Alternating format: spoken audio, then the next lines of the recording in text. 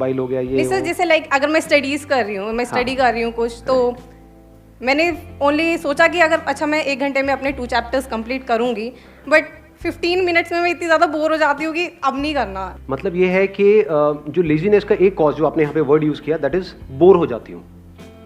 Is boredom the cause of laziness? कि जब हम कुछ बोरिंग करते हैं तब हम लेजी होते हैं, या जब कुछ इंटरेस्टिंग करते हैं तब भी हम लेजी होते हैं?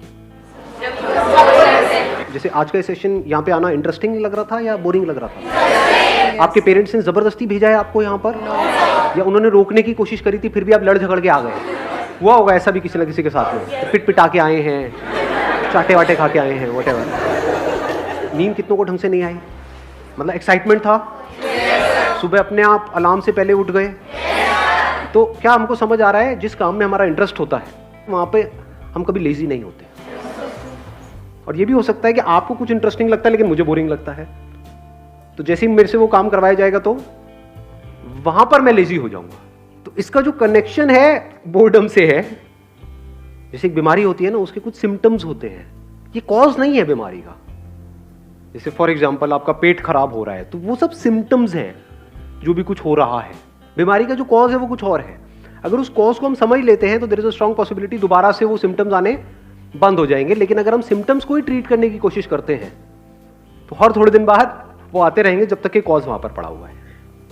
तो आपको देखना है कि आप कॉज को ठीक कर रहे हैं लेजीनेस के, या सिम्टम्स पे काम कर रहे हैं। वो पता कैसे लगेगा? जैसे ही एक्सटर्नली कोई मोटिवेशन आता है, यानी मेरी वीडियो देखी या कोई एनर्जेटिक सा गाना सुना, कर हर मैदान फतेह और ये वो, आपने कहा अब तो फतेह करके ही रहूंगा।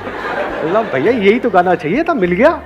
हाँ, और सुना गाना या मेरा कोई सेशन देखा, एकदम से एक्साइटेड हो गए, एकदम से चार्ज अप हो गए, लेकिन उसकी थोड़ी देर बाद बैक टू नॉर्मल। तो इसका मतलब क्या है? आप सिर्फ सिम्टम्स पे काम कर रहे हो, और अगर बार बार ये काम करते भी रहो तो इससे कुछ होने वाला नहीं। ये टेम्परेरी सॉल्यूशन है। देखोगे थोड़ी देर के लिए चार्ज अप हो जाओगे, फिर वापस से back to normal, back to normal, back to normal. दूसरा क्या है? परमानेंट। अगर आप इसके कॉज को अगर आपने पकड़ लिया है तो, कि एक्सटर्नली चाहे आपको कोई आकर के बोल रहा है कि मत करो मत करो, लेकिन आपके अंदर से आ रहा है कि नहीं, I am on the right path. ये बोले, वो बोले, वो बोले, कोई भी मुझे बोले, चाहे पॉजिटिव चाहे नेगेटिव, उससे फर्क क्या पड़ता है? मुझे करना है तो करना है। अब आपके ऊपर लेजीनेस हावी नहीं हो सकती। तो अगर ऐसा हो जाए तो काम हो गया। अब ऐसा कैसे होगा? वो सिर्फ तब हो सकता है जब अब किस तरह से हमारी ब्रेन काम करती है उसको ध्यान से समझ जाओ। हम क्या करते हैं, क्यों करते हैं, अगर वो हमको फंडामेंटल्स क्लियर हो जाए तो उन फंडामेंटल्स के बेस पे हम कोई भी इक्वेशन बना सकते हैं। Do you want me to go in the fundamentals, या फिर आपको स्टेप्स बताऊं? लेजीनेस से बाहर आना है, स्टेप 1 ये है, make a plan. Step 2 stick to it. Step 3 even if you don't stick to it, again stick to it. खत्म। आप कहोगे हाँ ये बढ़िया है, होना आना कुछ नहीं है। तो थोड़ा सा इसको डीपली समझने की कोशिश करते हैं। हमारी ब्रेन, आपकी ब्रेन नहीं, मेरी ब्रेन नहीं, हमारी ब्रेन इसी तरह से काम करती है, based upon pleasure, seeking pleasure and avoiding pain. क्या हम सुबह से रात तक जो भी कुछ करते हैं ऐसे ही नहीं करते हैं? जैसे भी आप एक्ट कर रहे हो, अपने आप से झांक करके देखो अपने माइंड के अंदर, क्या हम ऐसे ही नहीं एक्ट कर रहे हैं? Based upon reward and punishment. अब ध्यान से समझना प्रॉब्लम क्या है। यहां पे एक बहुत बड़ा कॉन्फ्लिक्ट है, बहुत बड़ा कॉन्ट्रडिक्शन है। जो भी आप करना चाहते हो उसके लिए जो करना पड़ेगा वहां पर पेन है। We don't want to go to school और कॉलेज और इवन एट वर्क। आप में से कितने वर्किंग है, इन द सेंस के जॉब कर रहे हैं? आप लोगों को काम पे जाने में मजा आता है, या जब महीने के एंड में जो मिलता है हाथ में उसमें ज्यादा मजा आता है? कि अगर बिना जाए मिल जाए तो अरे मजा आ गया। कि अभी अगर 6 days a week है, वो 5 days हो जाए, 4 days हो, 3 days हो जाए, मजा ही आ जाएगा। मतलब समझ लो क्या हो रहा है।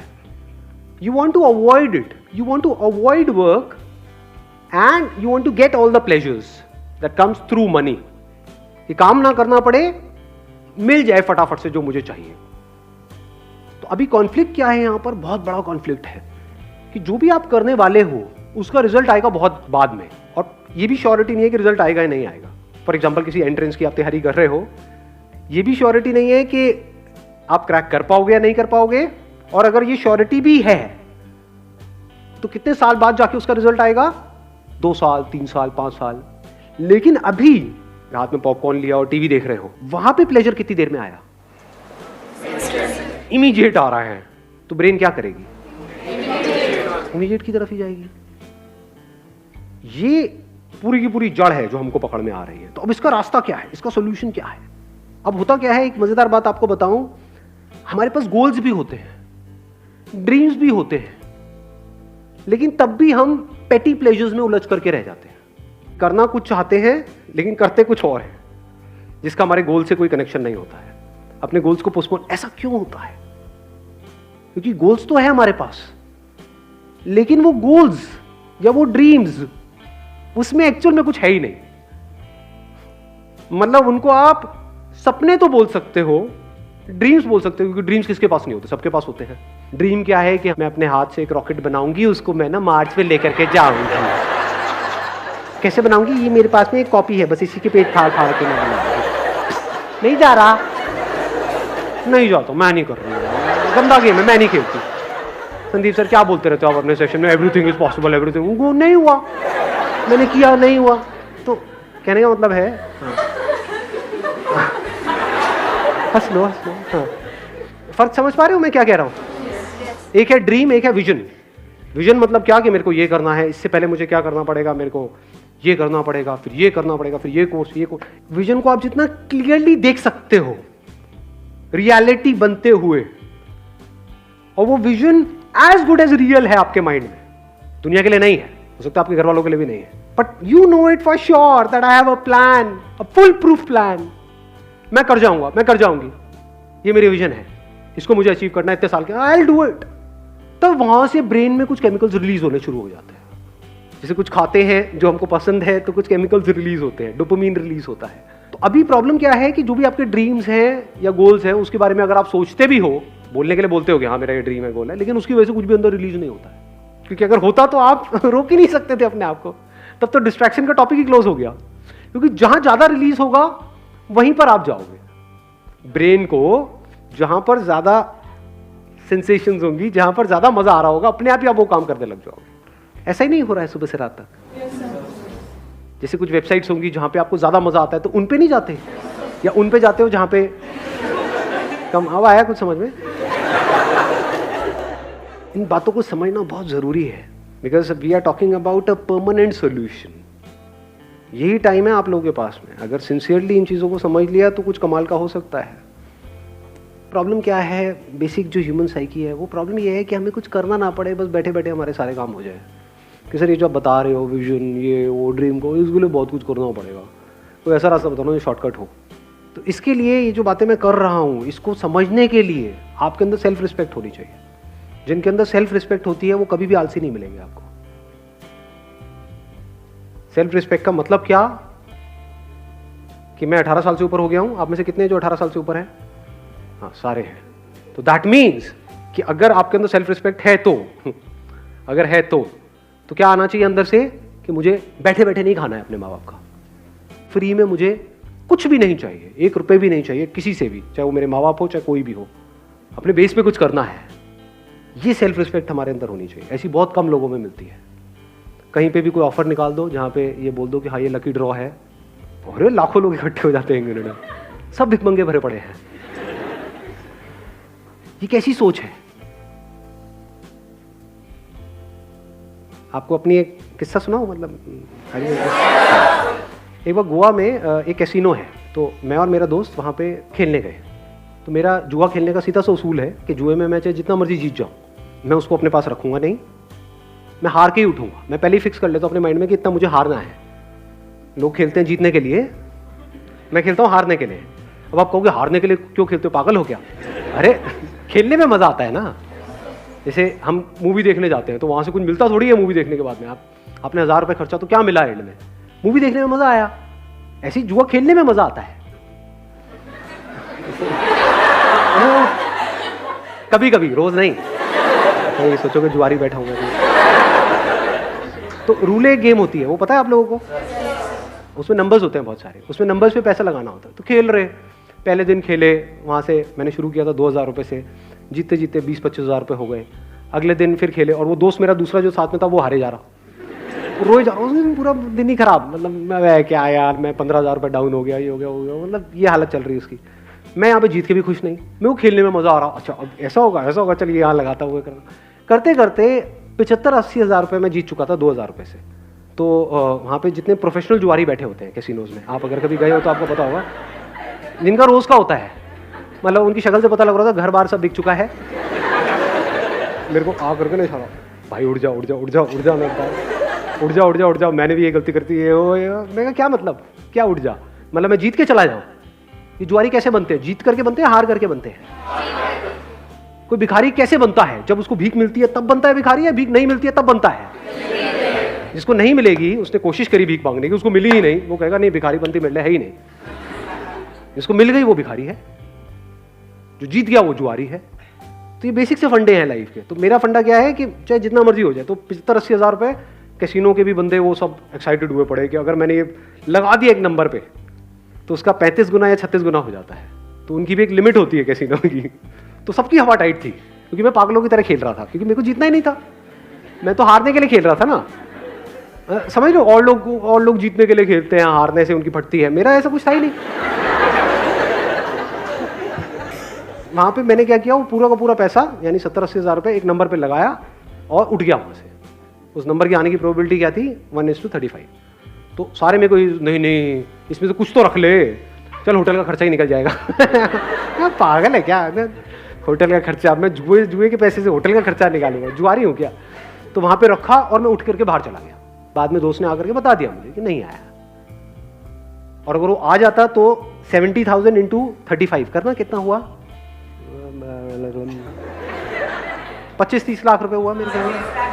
हाँ, तो उतना कैसीनो को मुझे देना पड़ता। तो आप समझ सकते हो कि कैसीनो की क्या हालत हुई थी। सोचो अगर वो नंबर आ जाता तो 25-30 लाख रुपए उस कैसीनो को देना पड़ता। लेकिन अगर वो 25 लाख भी आया था तब भी मैंने वहीं पे टेबल पे छोड़ देना था। चाहिए ही नहीं, मतलब ही नहीं। इसको क्या बोलते हैं? Self respect. When I was getting married to my wife, अभी I'm not too sure ये बातें बतानी चाहिए नहीं, बट तो ना बता दो आप, तो हर चीज़ बता दो सर, कुछ भी बता दो, आपका क्या जाएगा, आप तो अपने घर, मेरी वाट लग जाएगी एनी हाउ। तो बट इतनी कोई बड़ी बात नहीं है, छोटी सी बात है, तो बता देता हूँ, सच है तो उसमें बताने में क्या डर। When I was getting married to my wife, तो उस टाइम पे मेरे पास में एक सेकेंड हैंड मारुति स्टीम थी। तो मेरे को उड़ती उड़ती खबर आई कि वो मेरे को होंडा सिटी देने का कुछ प्लान कर रहे हैं। अगले दिन मैं अपने ऑफिस में गया, जितनी भी मेरी सेविंग्स थी वो सारी निकाली मैंने यहाँ से वहाँ से करके, और फाइनेंस करा ली एक होंडा सिटी। अगले दिन ही ले आया। मतलब मैं कहा आप दो, किसको दोगे? लाइफ का फंडा सिंपल, किसी से भी 1 रुपये भी लेना नहीं है। मर जाऊंगा लेकिन अपनी सेल्फ रिस्पेक्ट पे कॉम्प्रोमाइज़ नहीं करूँगा। अब ऐसे बंदे जो डाउरी आज कहने के लिए इलीगल है इंडिया में, लेकिन आज भी बहुत लोग हैं जो खुल्लम खुल्ला ये सारे काम कर रहे हैं। अब उन बेशर्मों को मतलब क्या ये सेशन उनके लिए है? सोचो। अब वो बंदा आकर के पूछेगा सर मेरा आलस कैसे खत्म हो? अबे तू पहले दहेज देने के बारे में तो बंद कर सोचना। हाँ, बैठे बैठे फ्री का खाने के चक्कर में है, तूने किया क्या उसके लिए जो भी तुझे मिला? तो पहले आपको अपने आप से पूछना है। मैं क्या कर रहा हूँ यहाँ पे? स्क्रीनिंग कर रहा हूँ। अगर आपके अंदर सेल्फ रिस्पेक्ट है ही नहीं, यानी आपको फ्री में कहीं से कुछ मिल जाता है तो आप बड़े खुश हो जाते हो, जुए के पैसे से आप बड़े खुश हो जाते हो, दहेज के बारे में सोचते रहते हो सुबह से रात तक कि हाँ मेरे को कितना मिलेगा, मेरी मार्केट वैल्यू क्या है। अगर इस तरह की आपकी सोच है तो ये सेशन आपके लिए नहीं है। सो ये सेशन किन लोगों के लिए है? जिनके अंदर सेल्फ रिस्पेक्ट है। जब सेल्फ रिस्पेक्ट होती है तो फिर हम रास्ते ढूंढते हैं कि लूंगा तो नहीं किसी से भी 1 रुपये भी, तो अब कैसे, मतलब खुद को ही लायक बनाना पड़ेगा। तो वहां से लेजीनेस जड़ से खत्म होती है। क्योंकि मैंने आपको बताया ना, माइंड 2 तरह से काम करता है। एक है प्लेजर, सीकिंग प्लेजर, एक है अवॉइडिंग पेन। यानी कि अगर आप पूरे दिन ये सोचते रहो कि मुझे अपने किस पेन को अवॉइड करना है, और वो पेन जिसको आप अवॉइड करना चाहते हो वो पेन उससे बड़ा होना चाहिए जो पेन आपको हो रहा है वो काम करने में जो आपको करना पसंद नहीं है। आया ऊपर से गया। हाँ, पढ़ने में पेन होता है, लेकिन अगर नहीं पढ़े तो इस थॉट से अगर आपको पेन होने लग जाए कि अगर मैं नहीं पढ़ा तो मेरे जो माँ बाप हैं उनकी हालत बद से बदतर होने वाली है, ये सोच करके अगर आपको उससे ज्यादा पेन होता है जितना आपको पढ़ने में होता है तो अपने आप ही पढ़ने लग जाओगे।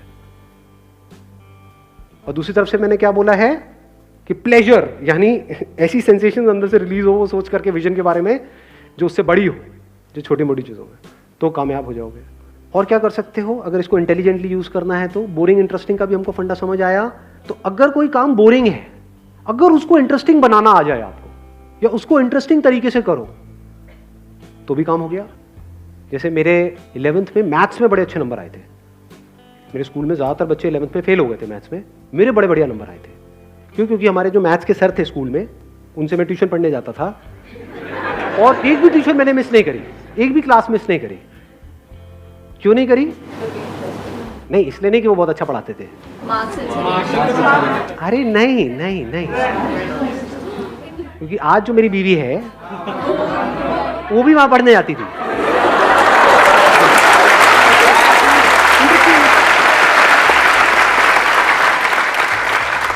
मतलब वो एक प्रॉब्लम देते थे तो सबसे पहले मुझे ही सॉल्व करनी थी वो प्रॉब्लम, क्योंकि तभी तो स्टाइल मारता ना, तभी तो मैं उसको पढ़ाने के लायक बनता पीछे से।